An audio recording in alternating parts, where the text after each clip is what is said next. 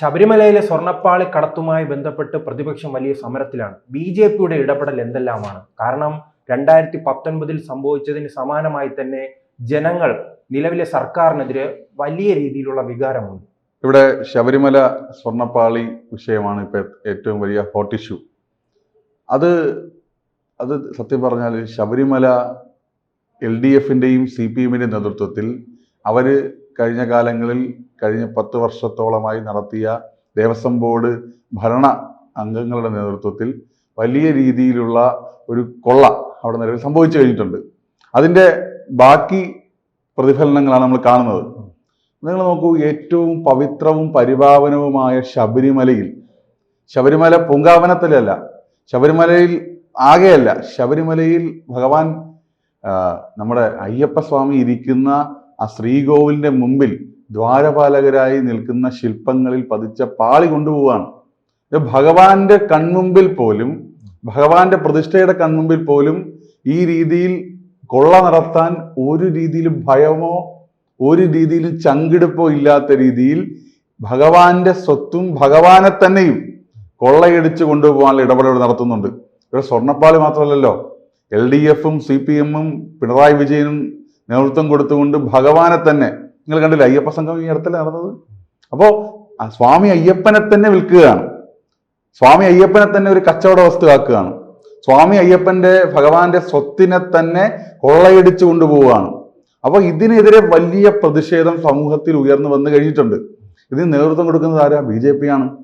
ഇന്നലെ തന്നെ നിങ്ങൾ നോക്കൂ, യുവമോർച്ചയുടെ നേതൃത്വത്തിൽ, ഞങ്ങളുടെ നേതൃത്വത്തിൽ വലിയ സമരം നടക്കുകയാണ്. ഏകദേശം 3-4 മണിക്കൂർ നീണ്ടു നിന്ന സെക്രട്ടേറിയറ്റിലേക്ക് നടത്തിയ പ്രതിഷേധ മാർച്ച് എങ്ങനെയാണ് അതിനെ പോലീസ് നേരിട്ടത്? ഞങ്ങളുടെ നേതാക്കന്മാരെ, പ്രവർത്തകരെയാകെ തന്നെ പെൺകുട്ടികൾ ഉൾപ്പെടെ മൃഗീയമായി ആക്രമിച്ചുകൊണ്ടാണ് നേരിട്ടത്. ഞാൻ പറഞ്ഞത് അതൊരു സൂചനയാണ്. അപ്പൊ ഇങ്ങനെ കേരളത്തിലുടനീളം ഈ നമ്മൾ ഭഗവാൻ സ്വാമി അയ്യപ്പന്റെ പൂങ്കാവനത്തിൽ ഈ CPMും ദേവസ്വം ബോർഡും മന്ത്രിമാരും ഇപ്പോൾ ഏറ്റവും ഒടുവിൽ നമ്മൾ മനസ്സിലാക്കുന്നുണ്ടത് 2019 A. പത്മകുമാർ എന്ന് പറയുന്ന ദേവസ്വം ബോർഡ് പ്രസിഡന്റ്, അദ്ദേഹത്തിന്റെ മകൻ അവിടുത്തെ ദണ്ട് സ്വർണം പൂശാൻ വേണ്ടി കൊടുത്ത് അതിന്റെ ഭാഗമായിട്ടുള്ള വിവാദങ്ങൾ വരുന്നു. CPMന്റെ നേതാക്കൾക്കെതിരെ വലിയ ആരോപണങ്ങൾ ഉയർന്നു കേൾക്കുമ്പോഴും അവർക്ക് വലിയ ആത്മവിശ്വാസമാണ്. അതെന്തുകൊണ്ടായിരിക്കും? അത് സ്വാഭാവികമായിട്ടല്ലേ. എങ്ങനെ ആത്മവിശ്വാസം ഉണ്ടാവുന്നത്? നമ്മൾ ഒറ്റയ്ക്ക് ഒരു കള്ളം ചെയ്താൽ ആത്മവിശ്വാസം ഉണ്ടാവോ? ഇല്ല. നമ്മൾ സംഘടിതമായി ഒരു കള്ളം ചെയ്താൽ, അങ്ങനെയാണല്ലോ കൊള്ള സംഘങ്ങളുടെ ആത്മവിശ്വാസം അതാണല്ലോ, ഒരിക്കലും പിടിക്കപ്പെടില്ല. കാരണം ക്രൈം പാർട്ണേഴ്സ് നമ്മൾ പറയും. എന്താ ക്രൈം പാർട്ണർ? ഒറ്റയ്ക്കല്ല, കൂട്ടത്തിൽ എല്ലാവരും ആ ക്രൈമിൽ അംഗങ്ങളായിട്ടുണ്ട്. അല്ലെങ്കിൽ ആ കള്ളം പത്മകുമാറിന്റെയും കടകംപള്ളിയുടെയും എല്ലാ മുഖത്തുള്ള ചിരി ആ ചിരിയാണ്. ഞാൻ ഒറ്റയ്ക്ക് പിടിക്കപ്പെടില്ല, അറിയാലോ, നിന്നെയും കൊണ്ടേ ഞാൻ മുങ്ങി താഴോളൂ എന്ന രീതിയിലുള്ള പരസ്പരം മുങ്ങുമ്പോൾ പരസ്പരം കാലുകളിൽ പിടിക്കുന്ന ചിരികളാണ് ഇവരുടെ മുഖത്തുള്ളത്. അതൊരു സൈക്കോളജിയാണ്. ഞങ്ങളെല്ലാം ഒരുമിച്ച് ചെയ്തിട്ടുണ്ട്, ഞാൻ ഒറ്റയ്ക്ക് പെടില്ലല്ലോ എന്നുള്ള മനോഭാവമാണ്. പക്ഷേ ഇവരെന്തെല്ലാം പറഞ്ഞാലും എന്തെല്ലാം ചിരിച്ചാലും ഇവർ തൊട്ട് കളിച്ചിരിക്കുന്നത് അയ്യപ്പനെയാണ്. ഭഗവാനെ തൊട്ടവരൊന്നും നമ്മൾ നല്ല രീതിയിൽ അവസാനിച്ച ചരിത്രമൊന്നും അവിടെ ഇല്ല. പിണറായി വിജയന്റെ അവസ്ഥ നമുക്കറിയാം. അപ്പൊ അതിന്റെ ഒരു പ്രായച്ചിത്തം എന്നോണമാണ് ശബരിമലയെ വലിയ രീതിയിലേക്കുള്ള പ്രായച്ചിത്ത പരിഹാരം പോലെ ഈ അയ്യപ്പ സംഗമമൊക്കെ നടത്തുന്നത് നമ്മൾ കണ്ടിട്ടുള്ളത്. അപ്പോൾ ഇവിടെ ശബരിമല ഒരു കച്ചവട ഉൽപ്പന്നമായി മാറുന്നു. ഭഗവാന്റെ സ്വത്തുക്കൾ കൊള്ളയടിച്ചു കൊണ്ടുപോകുന്നു. കിലോ കണക്കിന് സ്വർണം 1998 വിജയ് മല്യയുടെ നേതൃത്വത്തിൽ പതിപ്പിച്ച സ്വർണ്ണ പാളികളാകെ തന്നെ അപഹരിച്ചു കൊണ്ടുപോകുന്നു. അത് അപഹരിക്കാൻ വേണ്ടി സ്പോൺസർമാരും അത് അപഹരിക്കാൻ വേണ്ടി ഏജന്റുമാരും ശബരിമലയിൽ തമ്പടിക്കുന്നു. ഉണ്ണികൃഷ്ണൻ പോറ്റി എന്ന് പറയുന്ന ആളുകളെ പോലെയുള്ള ഏജന്റുമാർ പലയിടത്തു നിന്നും വന്ന് ശബരിമലയിൽ കേന്ദ്രമാക്കുന്നു. ഇതെല്ലാം സംഭവിക്കുന്നുണ്ട്. അപ്പോൾ നമ്മൾ ഇതിനെതിരെ ശക്തമായിട്ടുള്ള നിയമ പോരാട്ടവും ശക്തമായിട്ടുള്ള ജനകീയ മുന്നേറ്റവും നടത്താൻ വേണ്ടിയാണ് ഭാരതീയ ജനതാ പാർട്ടി കേരളത്തിൽ ആസൂത്രണം ചെയ്തിട്ടുള്ളത്. അതെ, തീർച്ചയായും അതിന്റെ ഭാഗമായിട്ടാണ് ബഹുമാന്യനായിട്ടുള്ള ഭാരതീയ ജനതാ പാർട്ടിയുടെ സംസ്ഥാന അധ്യക്ഷൻ നമ്മുടെ രാജീവ് ചന്ദ്രശേഖർജിയുടെ നേതൃത്വത്തിൽ ഗവർണറെ കണ്ട് കൃത്യമായിട്ട് നിവേദനം കൊടുത്തിട്ടുണ്ട്. ആ നിവേദനം എന്ന് പറയുന്നത് ഈ സ്വർണ്ണക്കൊള്ള കേന്ദ്ര ഏജൻസി അന്വേഷിക്കണം. 30 വർഷത്തെ ദേവസ്വം വിജിലൻസിന്റെ ഓഡിറ്റ് റിപ്പോർട്ട് പുറത്തുവിടണം. അത് ജനകീയമായിട്ടുള്ള വിചാരണയ്ക്ക് ഈ സർക്കാർ, LDF സർക്കാർ വിധേയമാകണം. അതോടൊപ്പം കേന്ദ്ര ഏജൻസി ഇതിനെ സൂക്ഷ്മമായ അന്വേഷണം കഴിഞ്ഞ 30 വർഷത്തെ ഈ പറയുന്ന ദേവസ്വം ബോർഡിലേക്ക് വന്ന സ്വത്തുക്കളുമായി ബന്ധപ്പെട്ടും അതിന്റെ ക്രയവിക്രയങ്ങളുമായി ബന്ധപ്പെട്ടും കൃത്യമായ അന്വേഷണം നടത്തണം എന്നുള്ളതാണ് BJPയുടെ നിലപാട്. അത് സംഭവിക്കുക തന്നെ ചെയ്യും. ഇതിൽ ഇത്ര ആരോപണങ്ങൾക്ക് പിന്നിൽ, അതോടൊപ്പം തന്നെ ഈ കടത്തിന് പിന്നിൽ കോൺഗ്രസിന്റെ CPM-ന്റെ മുതിർന്ന നേതാക്കളുടെ പങ്കില്ലാതെ ഒരിക്കലും നടക്കില്ലല്ലോ. കാരണം അങ്ങനെ ഒരു ദേവസ്വം ബോർഡിന്റെ സ്ഥാപനമല്ലേ. അപ്പോൾ അവിടെ എന്ത് സംഭവം നടന്നാൽ ഈ നേതാക്കൾക്ക് കൃത്യമായ ധാരണ കാണും. ദേവസ്വം ബോർഡിൽ 2 സംഘടനകൾക്കാണ് ഏറ്റവും വലിയ പ്രാധാന്യമുള്ളത്. ദേവസ്വം ബോർഡ് അമ്പലങ്ങളിലാണെങ്കിലും സ്ഥാപനങ്ങളിലാണെങ്കിലും, ഒന്ന് CPM-ന്റെ സംഘടനയാണ്, 2 കോൺഗ്രസ് സംഘടനയാണ്. കഴിഞ്ഞ 70 കൊല്ലമായി കേരളം ഭരിക്കുന്നത് ആരാ? CPM-ഉം കോൺഗ്രസുമാണ്. അല്ലെ, പക്ഷെ അവർ വിശ്വാസികളല്ല, ഞങ്ങൾ ഭരണം മാത്രം കൃത്യമായി നടത്തുന്നു എന്നാണ് CPM-ന്റെ. അതുകൊണ്ട് വിശ്വാസികളല്ലാത്തത് കൊണ്ടും ഭഗവാനോട് ഭയഭക്തി ഇല്ലാത്തത് കൊണ്ടും അതിന്റെ പവിത്രതയും അതിന്റെ പുണ്യവും അറിയാത്തത് കൊണ്ടുമാണല്ലോ ഇവർക്ക് കണ്ണടച്ചത് കക്കാൻ പറ്റുന്നത്. അതാണ് സൂചിപ്പിച്ചത്. ഭഗവാന്റെ തിരുമുമ്പിൽ ഇരിക്കുന്ന ദ്വാരപാലക ശില്പത്തിലുള്ള സ്വർണ്ണപ്പാളി അപഹരിക്കുക എന്ന് പറഞ്ഞാൽ ഭഗവാനോട് അവർക്കൊരു കമ്മിറ്റ്മെന്റും ഇല്ല. അവര് നിരീശ്വരവാദികളാണ്, അവര് ഈശ്വരനില്ല എന്ന് പറയുന്നവരാണ്. പക്ഷേ കടകംപള്ളി സുരേന്ദ്രൻ അടക്കമുള്ള ആളുകൾ അവിടെ പോയി ഭഗവാനെ വണങ്ങുന്ന ആൾക്കാരാണ്. അത് വേറെ കാര്യം, അത് വേറെ കാര്യങ്ങളാണ്. പക്ഷേ അത് അപഹരിക്കുന്നതിൽ അവർക്ക് ഒരു ഉളുപ്പമില്ലാത്തത് അതിന് നേതൃത്വം കൊടുക്കുന്നത് CPM-ന്റെ പ്രധാന നേതാക്കന്മാരായതുകൊണ്ടാണ്. നിങ്ങൾ നോക്ക്, ഇത്രയും വർഷമായി നിരന്തരമായി നടന്നുകൊണ്ടിരിക്കുന്ന ഒരു കൊള്ള പുറത്തു വരാത്തത് എന്തുകൊണ്ടാണ്? അതിൽ കൃത്യമായി അതിന്റെ ഏറ്റവും വലിയ തലവന്മാരായി പ്രവർത്തിക്കുന്നത്, ഇതിന്റെ പങ്ക് പറ്റുന്നത് പ്രധാനപ്പെട്ട CPM നേതാക്കന്മാരായതുകൊണ്ടാണ്. ഇപ്പൊ കോൺഗ്രസിന്റെ കാലത്താണ് VS ശിവകുമാറിന്റെ സഹോദരന്റെ പേരിൽ വലിയൊരു ആരോപണം വരുന്നു, ശിവകുമാറിന്റെ പേരിൽ ഒരു ആരോപണം വരുന്നു. എന്താണ്? ശബരിമലയിൽ ഏകദേശം 1.5 കോടിയോളം രൂപ ചെലവാക്കി എന്ന് പറഞ്ഞ് വാങ്ങിയ പാത്രങ്ങൾ വാങ്ങുന്നതിൽ അഴിമതിയാണ്. അങ്ങനെ ഒരു പാത്രം വാങ്ങിയിട്ടില്ല.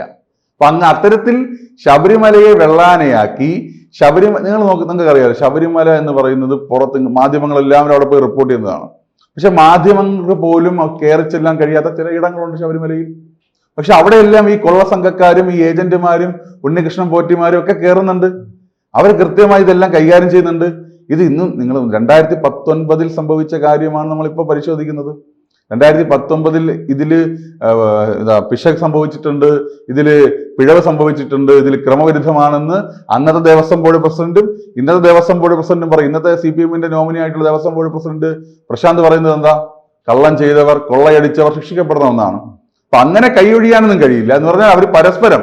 ഇപ്പൊ നേരത്തെ CPM-ന്റെ സംസ്ഥാന സമിതി അംഗമായിരുന്ന അനന്തഗോപൻ, അതുപോലെ തന്നെ CPM-ന്റെ ജില്ലാ സെക്രട്ടറി മെമ്പറായിരുന്ന 2019 ദേവസ്വം ബോർഡ് പ്രസിഡന്റ് ആയിരുന്ന പത്മകുമാർ, ഇവർ പരസ്പരം പോരടിക്കുകയല്ലേ.